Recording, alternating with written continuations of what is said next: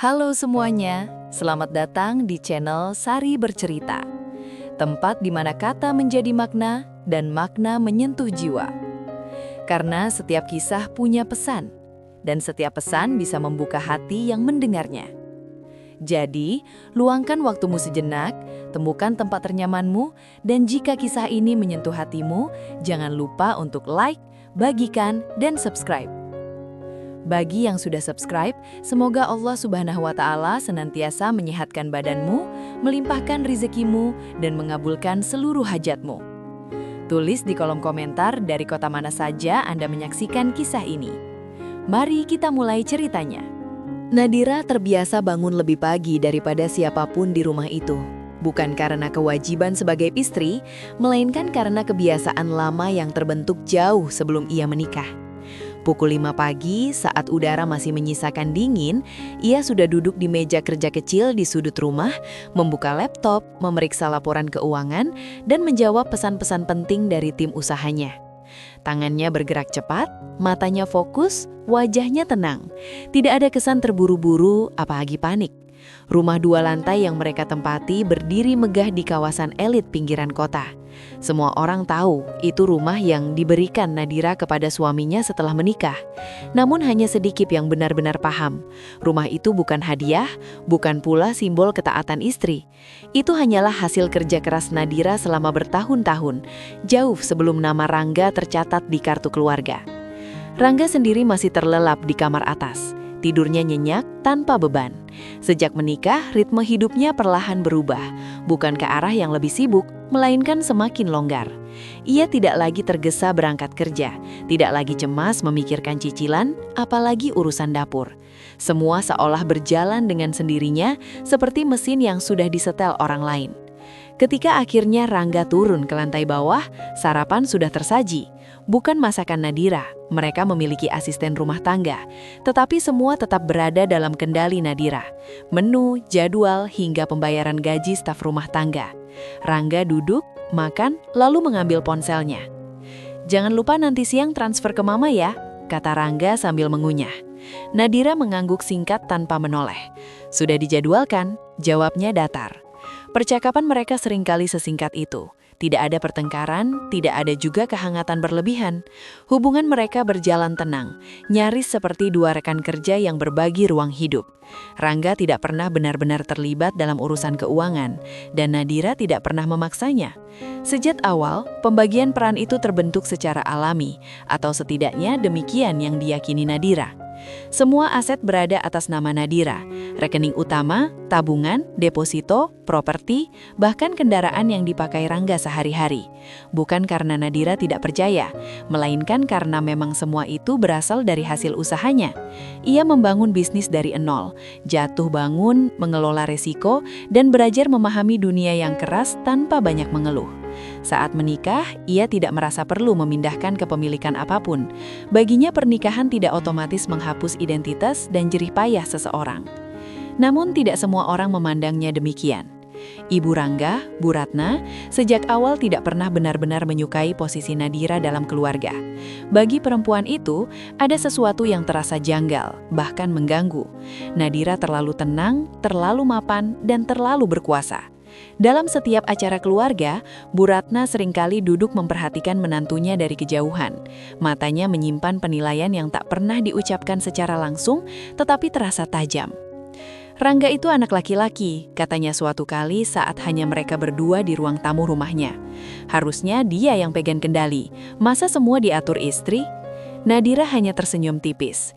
Ia tidak merasa perlu membela diri. Pengalaman mengajarkan bahwa tidak semua penilaian perlu diluruskan. Beberapa cukup didiamkan selama tidak mengganggu batas yang jelas. Namun Bu Ratna tidak pernah berhenti mengamati.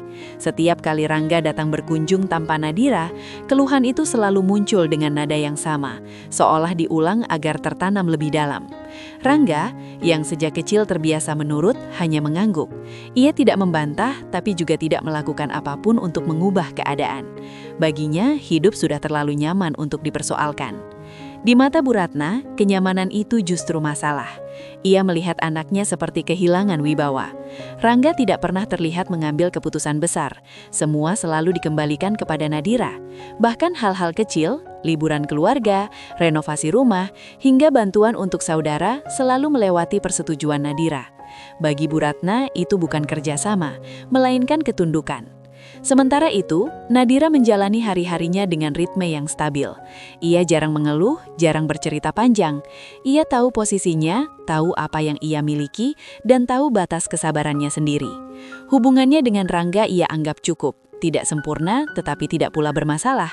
Ia tidak pernah membayangkan ketenangan itu sedang diam-diam ditafsirkan sebagai kelemahan oleh orang lain. Rangga sendiri seringkali merasa bangga, meski tak pernah ia ucapkan, memiliki istri seperti Nadira. Namun kebanggaan itu bercampur dengan ketergantungan. Ia menikmati fasilitas tanpa benar-benar memahami fondasinya. Ia tidak bertanya bagaimana Nadira mengatur keuangan, tidak peduli bagaimana bisnis itu berjalan. Baginya, yang penting semua tersedia. Ketika Bu Ratna kembali menyindir soal kepemimpinan dalam rumah tangga, Rangga hanya tertawa kecil. Zaman sekarang beda mah, yang penting sama-sama jalan. Kalimat itu tidak cukup bagi Bu Ratna. Dalam pikirannya, sesuatu harus diperbaiki. Seorang suami tidak seharusnya hidup di bayang-bayang istri, terlebih istri yang terlalu mandiri dan terlalu kuat. Nadira tidak menyadari sepenuhnya arah pikiran mertuanya. Ia hanya merasakan jarak yang tak pernah benar-benar menutup. Setiap tatapan dingin, setiap komentar pasif-agresif, ia simpan sebagai catatan kecil di benaknya. Bukan untuk dibalas, melainkan untuk diwaspadai. Ia tidak curiga, ia tidak takut, ia hanya percaya satu hal. Selama ia jujur pada dirinya sendiri dan berdiri di atas apa yang ia bangun, tidak ada yang bisa merenggut kendali hidupnya. Namun ia juga tidak tahu bahwa di balik sikap diam dan pasrah Rangga, serta ketidakpuasan Bu Ratna, sedang tumbuh benih konflik, pelan, senyap, dan menunggu waktu yang tepat untuk menunjukkan wujudnya. Bu Ratna tidak pernah bergerak tergesa-gesa. Sejak lama, ia memahami bahwa perubahan besar tidak bisa dipaksakan secara frontal, terutama pada anak seperti Rangga, lelaki yang lebih mudah digiring oleh suasana daripada diyakinkan oleh argumen. Maka ia memilih cara yang lebih halus, obrolan kecil, pertemuan yang tampak kebetulan, dan kalimat-kalimat sederhana yang ditanam berulang kali. Semua bermula dari seorang perempuan bernama Maya. Bu Ratna mengenalnya dari lingkaran pengajian ibu-ibu di lingkungan rumahnya. Maya selalu datang dengan sikap sopan, suara lembut, dan wajah yang tampak lelah, seolah hidup terus-menerus mengujinya. Ia jarang berbicara tentang dirinya, kecuali jika ditanya. Dan ketika itu pun jawabannya singkat, sering diselingi helaan napas panjang. Ia cepat membuat orang lain merasa iba. "Anaknya baik, Rat," kata seorang kenalan suatu sore. "Cuma nasibnya kurang beruntung, pernah hampir menikah tapi ditinggal." Kata-kata itu menempel di benak Bu Ratna. Dalam pikirannya, perempuan seperti itulah yang cocok untuk Rangga, bukan Nadira yang terlalu kuat, terlalu mandiri, dan terlalu sulit dikendalikan. Maya, dengan segala kesederhanaan dan kisah lukanya, terasa jauh lebih mudah diarahkan. Bu Ratna mulai sering mengundang Maya ke rumah. Awalnya hanya membantu memasak, lalu menemani mengaji, hingga akhirnya makan bersama keluarga. Pada kunjungan ketiga, Rangga kebetulan datang tanpa Nadira. Ia baru saja pulang dari kantor, wajahnya lelah, pikirannya kosong. "Ini Maya," kata Bu Ratna memperkenalkan dengan senyum yang terlalu lebar. Ibu sudah anggap seperti anak sendiri. Maya tersenyum malu-malu. "Maaf Mas, jadi merepotkan?" Nada suaranya rendah, nyaris bergetar. Rangga mengangguk sopan, tidak curiga. Ia tidak melihat apapun yang aneh, hanya perempuan biasa dengan sikap santun. Namun Bu Ratna memperhatikan dengan seksama bagaimana Maya duduk, bagaimana ia menundukkan kepala, dan bagaimana ia selalu meminta izin sebelum melakukan apapun. Semua itu adalah kebalikan dari Nadira. Sejak hari itu, pertemuan-pertemuan kecil mulai sering terjadi. Tidak pernah terang-terangan, selalu dibungkus dalam alasan keluarga. Maya semakin piawai memainkan perannya. Di hadapan Rangga, ia sering bercerita tentang hidupnya dengan nada pasrah. "Saya cuma ingin hidup tenang, Mas," katanya suatu sore ketika Bu Ratna sengaja meninggalkan mereka berdua di ruang tamu. "Tidak perlu mewah, asal ada yang membimbing." Kalimat itu sederhana, tapi tepat sasaran. Rangga yang selama ini merasa hidupnya berjalan di rel Nadira, merasakan sesuatu bergetar di dadanya. Bukan cinta, melainkan perasaan dibutuhkan, sesuatu yang jarang ia rasakan dalam rumah tangganya sendiri. Bu Ratna terus mengipasi api itu dengan hati-hati. Ia tidak pernah menyebut Nadira secara langsung, tetapi selalu membandingkan secara implisit. Zaman dulu perempuan itu nurut sama suami, sekarang kebalik, suami cuma ikut arus. Rangga tertawa kecil, namun kalimat itu tertinggal. Ia mulai memperhatikan hal-hal yang sebelumnya ia abaikan. Bagaimana Nadira jarang meminta pendapatnya. Bagaimana keputusan besar selalu datang dari satu arah.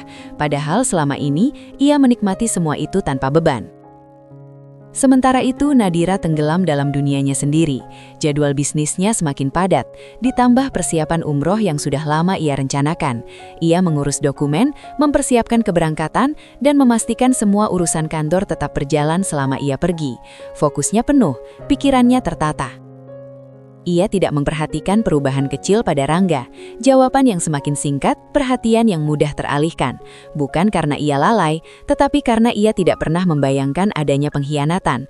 Baginya, hubungan mereka berdiri di atas fondasi yang jelas. Pernikahan sah, hukum yang tegas, dan nilai agama yang ia yakini kuat. Maya memanfaatkan celah itu dengan sempurna. Ia tidak pernah menuntut, tidak pernah terlihat ambisius. Justru sebaliknya, ia sering menempatkan dirinya sebagai korban keadaan. "Saya nggak berharap apa-apa, Mas, cuma senang bisa didengar." Rangga mulai merasa menjadi seseorang yang penting. Ia mulai sering mengunjungi rumah ibunya tanpa Nadira, dengan alasan menemani. Bu Ratna melihat perubahan itu dengan puas. Baginya, benih sudah tertanam, tinggal menunggu waktu yang tepat. Waktu itu datang ketika Nadira memastikan tanggal keberangkatannya. Bu Ratna mendengarnya dari Rangga, dan sejak saat itu pikirannya bekerja lebih cepat.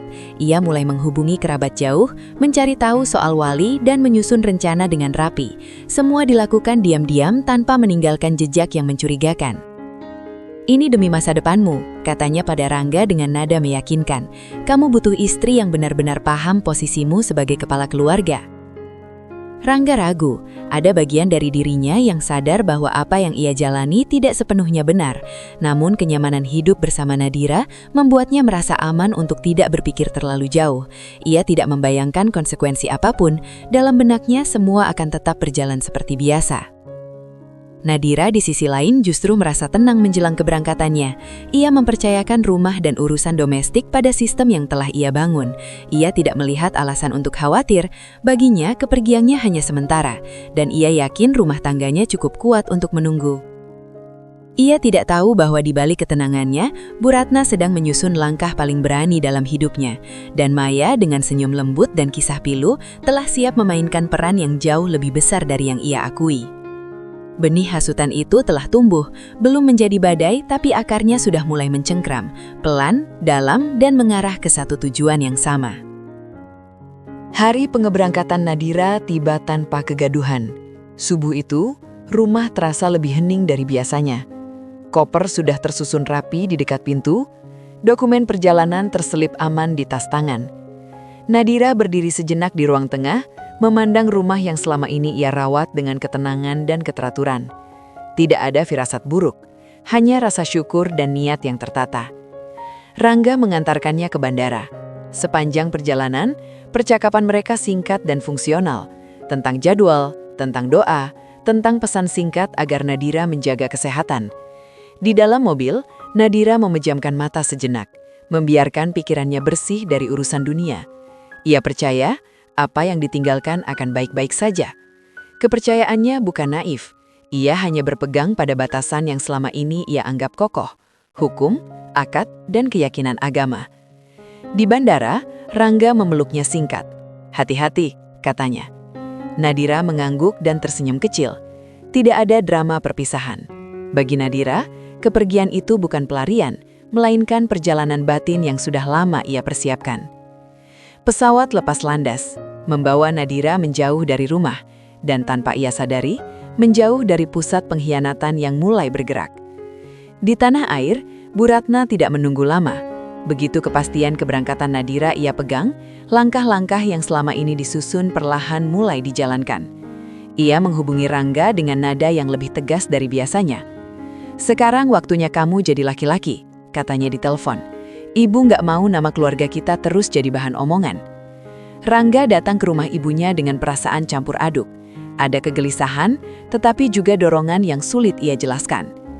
Bu Ratna menyambutnya dengan wajah serius, bukan lagi senyum hangat.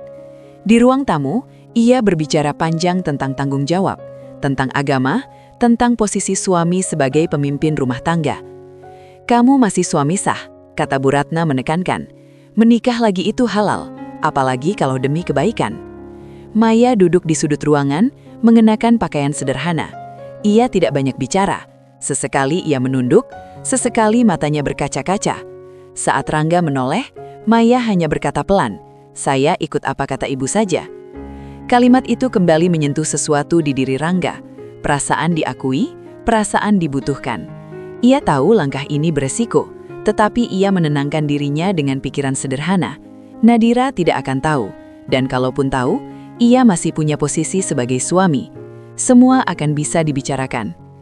Bu Ratna tidak memberi ruang untuk ragu. Ia sudah mengatur segalanya. Wali telah disiapkan, saksi dihubungi, tempat dipilih, rumah seorang kerabat yang jauh dari lingkungan Nadira. Semua berlangsung cepat, hampir seperti prosedur administratif yang dingin. Hari akad tiba tanpa kemeriahan. Tidak ada undangan, tidak ada dokumentasi berlebihan. Ruangan kecil itu dipenuhi aroma karpet lama dan doa yang dibaca terburu-buru. Rangga duduk dengan wajah tegang, Maya di sampingnya, menunduk dengan tangan gemetar. Ijab kabul diucapkan sekali, lancar. Suara Rangga terdengar mantap, atau setidaknya berusaha terdengar demikian. Dalam hitungan menit, status berubah. Bu Ratna menghela nafas lega, seolah beban lama terangkat dari pundaknya. Tidak ada perayaan, tidak ada senyum lebar. Hanya kesepakatan diam bahwa sesuatu yang besar baru saja terjadi dan harus dijaga agar tetap tersembunyi. Maya mengikuti Rangga pulang dengan hati berdebar. Ia tidak bertanya kemana akan tinggal. Ia tidak menuntut apapun. Di dalam dirinya, ia yakin waktu akan bekerja untuknya. Baginya, pernikahan ini adalah pintu masuk, bukan tujuan akhir. Rangga sendiri menjalani hari-hari berikutnya dengan perasaan aneh. Di satu sisi, hidupnya tidak berubah. Rumah tetap sama, kendaraan tetap ia gunakan, rekening tetap bisa diakses. Di sisi lain, ada kegelisahan yang sesekali muncul saat ia teringat Nadira sedang berada jauh, beribadah dengan niat yang bersih. Tetapi setiap kali kegelisahan itu datang, Rangga menepisnya dengan logika yang ia ciptakan sendiri. Ia masih suami sah, tidak ada yang ia ambil dari Nadira. Ia merasa tidak merugikan siapapun, setidaknya belum. Bu Ratna sesekali mengingatkan agar Rangga berhati-hati, katanya. Jangan sampai ketahuan dulu, semua ada waktunya. Di Mekah, Nadira menjalani umroh dengan ketenangan yang ia cari. Setiap langkah tawaf ia isi dengan doa, setiap sujud ia panjatkan harapan. Ia merasa ringan, seolah beban dunia ditinggalkan sementara. Ponselnya jarang ia sentuh, pesan dari kantor ia delegasikan. Dari Rangga, ia hanya menerima kabar singkat yang terdengar normal. Ia tidak tahu bahwa di saat ia berdiri di antara ribuan jamaah, sebuah ikatan di rumahnya telah disobek secara diam-diam. Ketegangan di tanah air mulai terasa, meski belum meledak. Maya mulai menunjukkan sisi lain dari dirinya, halus tetapi konsisten. Ia bertanya tentang jadwal Rangga, tentang kebiasaan rumah, tentang hal-hal kecil yang perlahan menggeser ruang. Rangga menanggapinya dengan pasif. Ia belum siap memikirkan konsekuensi. Ia hanya mengikuti arus. Bu Ratna memantau semuanya dengan rasa puas yang tertahan. Baginya, ini bukan pengkhianatan, melainkan pembenaran. Ia merasa telah menyelamatkan martabat anaknya. Apapun yang terjadi nanti, ia yakin bisa dihadapi. Namun satu hal luput dari perhatian mereka semua. Nadira bukan perempuan yang kehilangan kendali hanya karena tidak berada di rumah. Sistem yang ia bangun tetap berjalan, rapi dan terukur. Ia mungkin sedang jauh, tetapi kehadirannya tidak pernah benar-benar hilang. Bab ini berakhir tanpa ledakan, tanpa air mata, tanpa pertengkaran. Pengkhianatan telah terjadi, tetapi belum menuntut harga. Semua pihak masih bergerak dalam ilusi bahwa keadaan aman, bahwa rahasia akan tetap tersembunyi, dan bahwa hidup bisa terus berjalan seperti biasa. Mereka belum tahu bahwa ketenangan semu itu hanyalah jeda, sebelum kenyataan mulai menagih dengan cara yang tak bisa ditawar. Pagi di Masjidil Haram terasa berbeda bagi Nadira. Udara masih sejuk ketika langkah-langkah jamaah mengalir mengitari Ka'bah, membentuk lingkaran yang tak pernah putus. Nadira berjalan perlahan, mengikuti arus, menjaga napas tetap teratur. Ia tidak mengejar putaran, ia mengejar ketenangan. Setiap lafaz doa ia ucapkan dengan suara yang nyaris tak terdengar, seolah hanya ditujukan untuk dirinya sendiri. Di sela tawaf itulah ponselnya bergetar. Sekali, singkat. Nadira tidak segera merespons. Ia menyelesaikan putaran dengan tenang, lalu menepi, mencari sudut yang tidak mengganggu jamaah lain. Barulah ia membuka pesan itu. Nama pengirimnya seorang kerabat jauh, orang yang jarang menghubunginya kecuali ada hal penting. Isi pesannya pendek, tanpa basa-basi, disertai satu foto dan satu dokumen. Tangannya tidak gemetar ketika membuka lampiran. Matanya membaca dengan teliti, bukan tergesa. Di layar, tertulis jelas tanggal, nama, dan tanda tangan. Akad nikah. Nama Rangga tertera rapi, diikuti nama perempuan lain. Sederhana, sah, tanpa kehadirannya. Nadira menutup ponsel sejenak. Ia menarik napas panjang, membiarkannya keluar perlahan.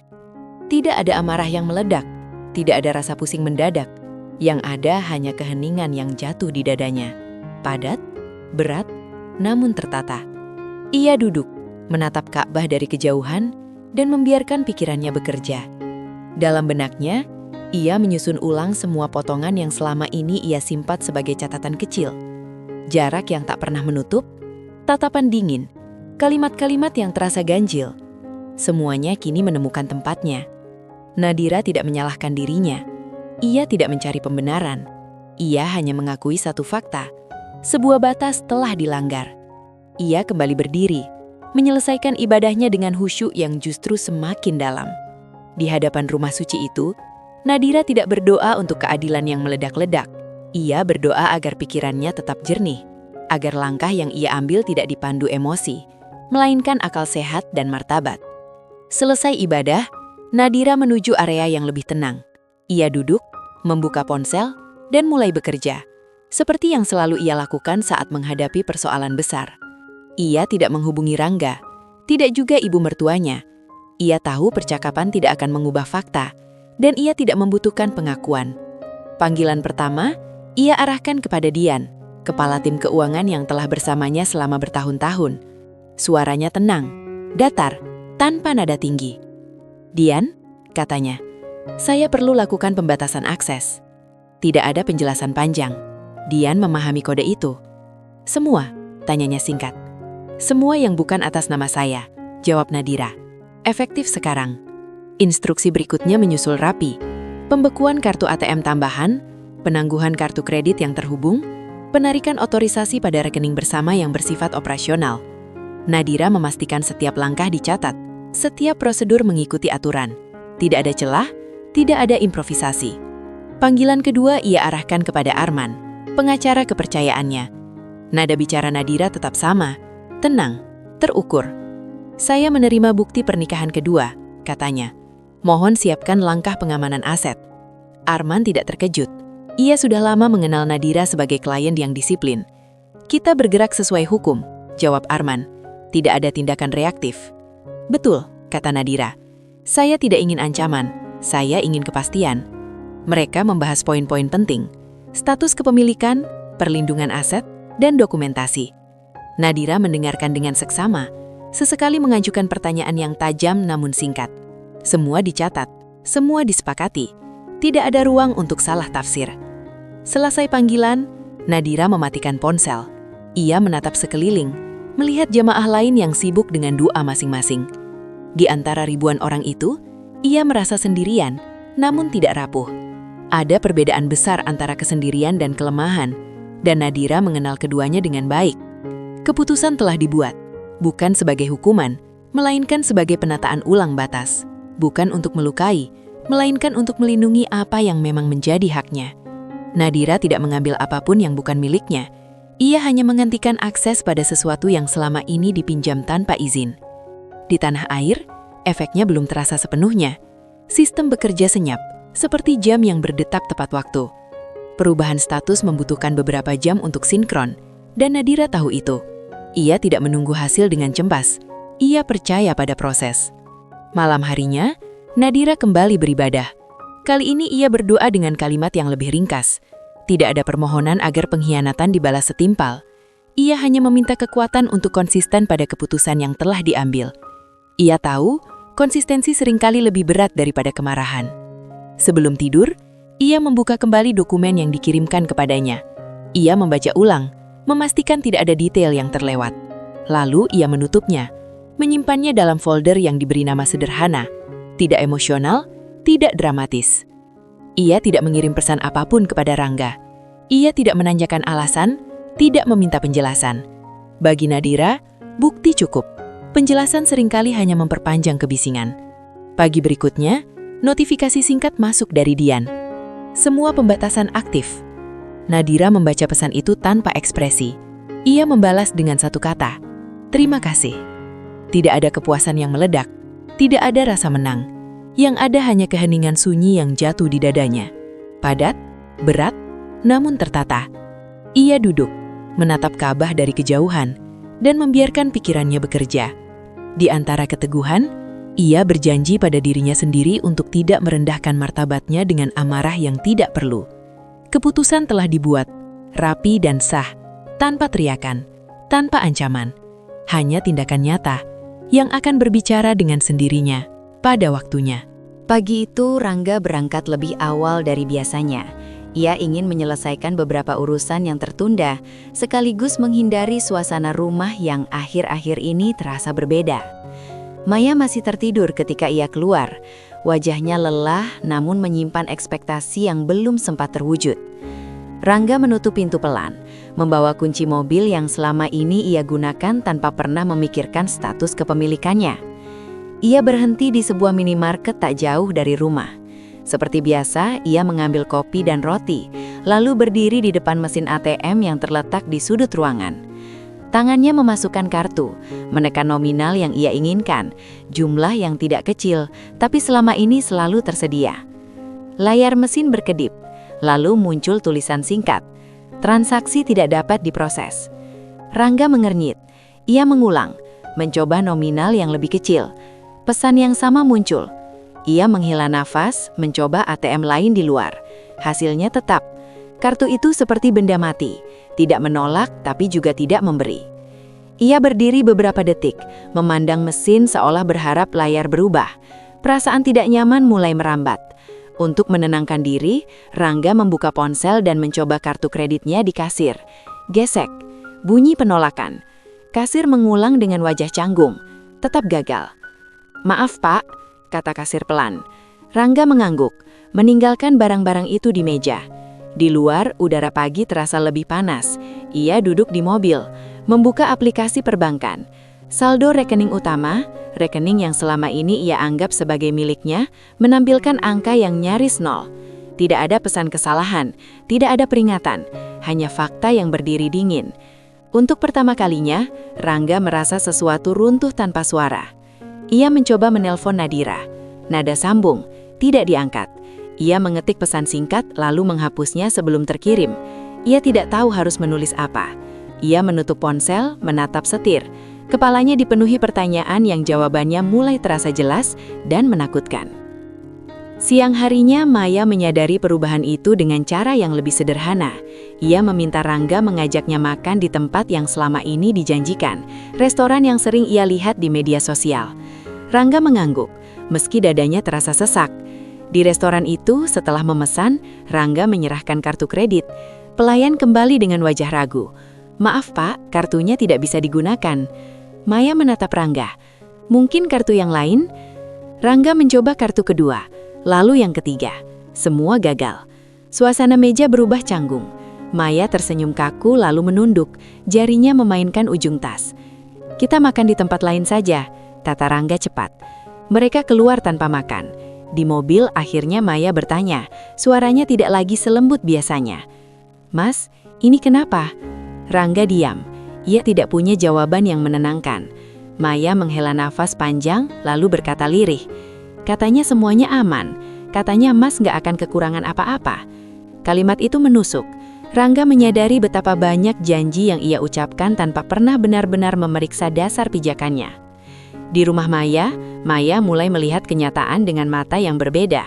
Lemari pakaian yang dijanjikan akan terisi barang-barang mahal masih kosong. Rencana pindah ke rumah yang lebih besar menguap. Ia membuka ponselnya, menghitung-hitung lalu menutupnya dengan wajah tegang. Kepanikan mulai pelan, menggantikan kesabaran yang selama ini ia perlihatkan. Sore itu Bu Ratna menelpon Rangga dengan suara tinggi. "ATM kamu kenapa? Ibu ke bank nggak bisa ambil uang." Rangga terdiam. "Aku juga, Mah." "Ini pasti ulah Nadira." Bu Ratna langsung menyimpulkan. "Perempuan itu keterlaluan, kamu masih suaminya." Kemarahan Bu Ratna meledak, namun kosong. Ia menuduh, mencela, mengungkit. Namun di balik semua itu, ada satu hal yang tak bisa ia sangkal. Ia tidak memiliki kuasa hukum apapun, tidak ada rekening atas namanya, tidak ada aset yang bisa ia klaim. Semua yang ia nikmati selama ini berdiri di atas nama Nadira, dan sekarang akses itu ditutup. Bu Ratna mendatangi rumah Rangga malam itu. Ia berjalan mondar-mandir, suaranya meninggi. Maya duduk di sudut, wajahnya pucat. "Ini rumah kamu," kata Bu Ratna, seolah meyakinkan dirinya sendiri. Rangga menggeleng-geleng pelan. "Atas nama Nadira, Ma." Kalimat itu jatuh berat. Bu Ratna terdiam, lalu amarahnya berubah menjadi kebingungan. Ia menatap sekeliling, sofa, meja, lampu gantung, semua yang selama ini ia banggakan ternyata bukan milik anaknya. Keesokan harinya, masalah lain menyusul. Mobil yang digunakan Rangga ditahan pihak leasing untuk pengecekan administrasi. Akses ke salah satu usaha yang ia kelola dibatasi, otorisasinya dicabut. Rekan kerja mulai bertanya, nada mereka berubah berhati-hati. Satu persatu, fasilitas yang selama ini ia anggap sebagai hak lenyap tanpa perlawanan.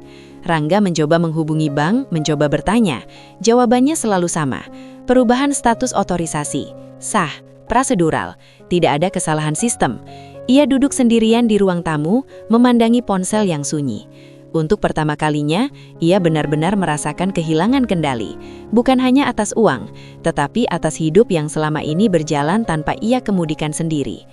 Maya akhirnya berbicara dengan nada yang tidak lagi ditutup kesopanan. "Mas, kita mau bagaimana?" Pertanyaan itu sederhana, namun Rangga tidak punya jawaban.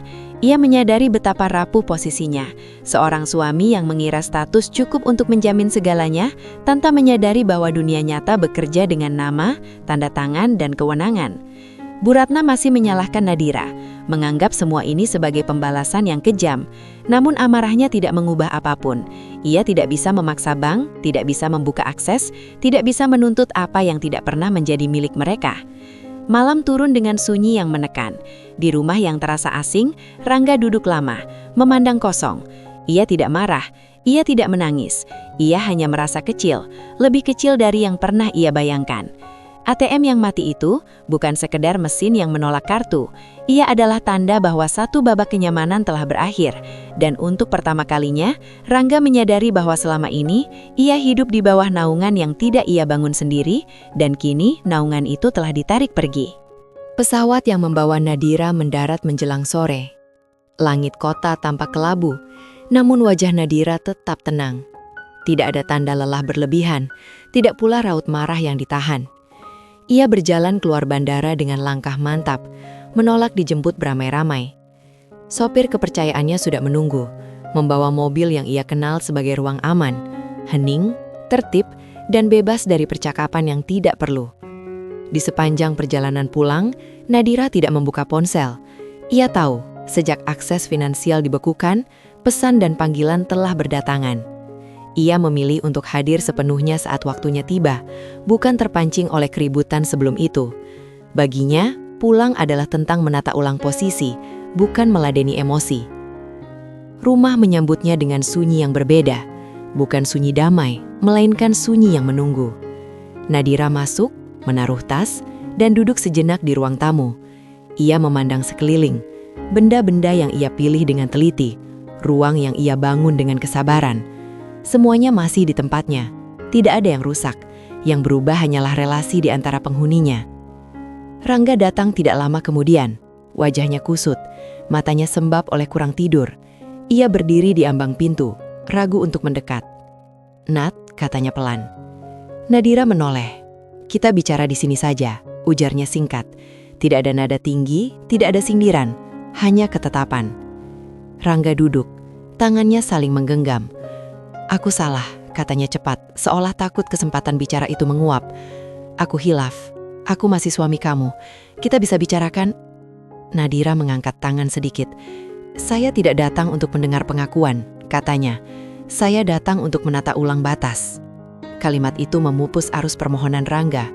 Nadira melanjutkan, suaranya datar namun jelas.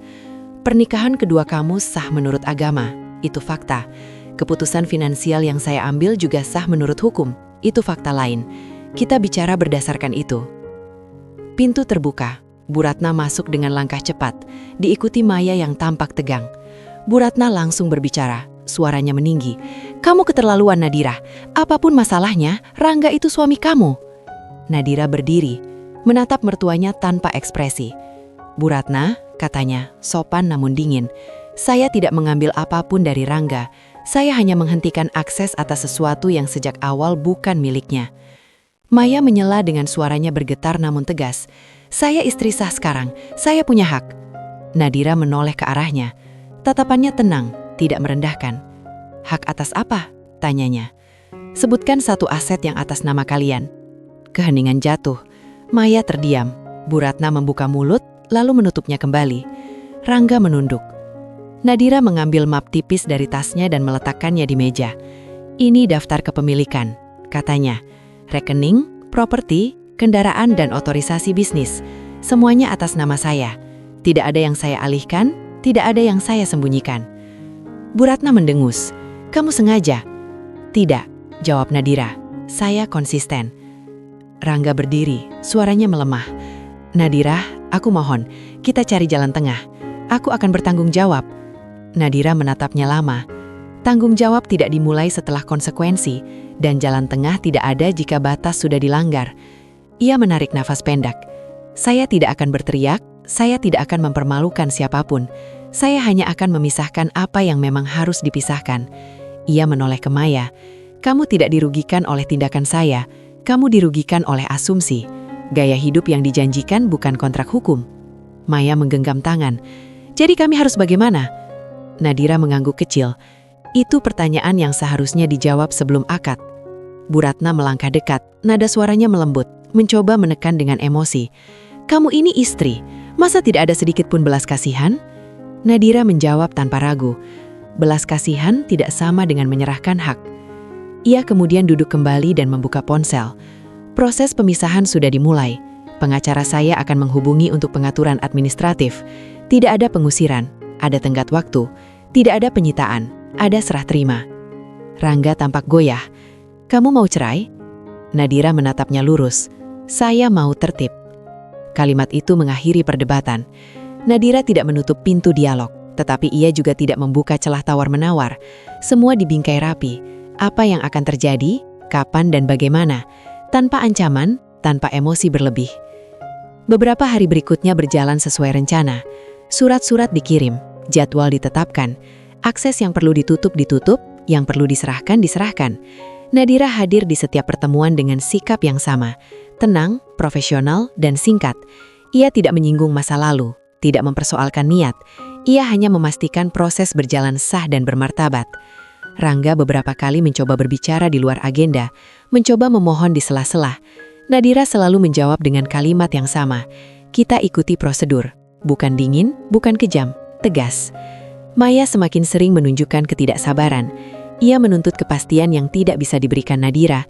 "Saya tidak menjanjikan apapun," kata Nadira suatu kali. "Saya hanya memastikan tidak ada yang dirugikan secara hukum." Bu Ratna yang awangnya lantang, perlahan kehabisan argumen. Setiap kemarahan berujung pada dokumen, setiap tuduhan berhadapan dengan tanda tangan. Ia menyadari tekanan emosional tidak berdaya di hadapan fakta. Pada suatu sore, setelah pertemuan terakhir, Nadira kembali ke rumah yang kini terasa lebih ringan. Ia membuka jendela, membiarkan udara masuk. Tidak ada kemenangan yang ia rayakan, hanya ketenangan yang ia rawat. Kepulangan ini bukan tentang balas dendam, bukan pula tentang menunjukkan kuasa. Ini tentang mengembalikan hidup ke jalurnya dengan kepala tegak, tanpa amarah, dan tanpa kebisingan yang tidak perlu. Nadira tahu apapun yang terjadi setelah ini akan berjalan di atas rel yang jelas. Dan baginya, kejelasan adalah bentuk keadilan yang paling ia butuhkan. Hari-hari setelah proses pemisahan selesai, berjalan dengan sunyi yang berbeda bagi masing-masing dari mereka. Tidak ada ledakan, tidak ada berita sensasional, dan tidak ada kemenangan yang dipamerkan. Kehidupan hanya bergerak ke tempatnya masing-masing, membawa konsekuensi yang tak bisa ditawar. Bagi Rangga, sunyi itu terasa paling berat. Ia pindah dari rumah yang dulu ia anggap miliknya ke sebuah kontrakan sederhana di pinggir kota. Ukurannya kecil, furniturnya minim, dan tak ada asisten rumah tangga yang mengurus detail sehari-hari. Setiap pagi, ia bangun sendiri, menyiapkan kopi dengan tangan yang kini terbiasa bekerja. Tidak ada mobil menunggu di garasi. Ia menggunakan transportasi umum atau menumpang rekan kerja. Semua berjalan lebih lambat, lebih melelahkan. Rangga menyadari satu hal yang dulu tak pernah ia pikirkan. Kenyamanan bukan sesuatu yang otomatis hadir bersama status.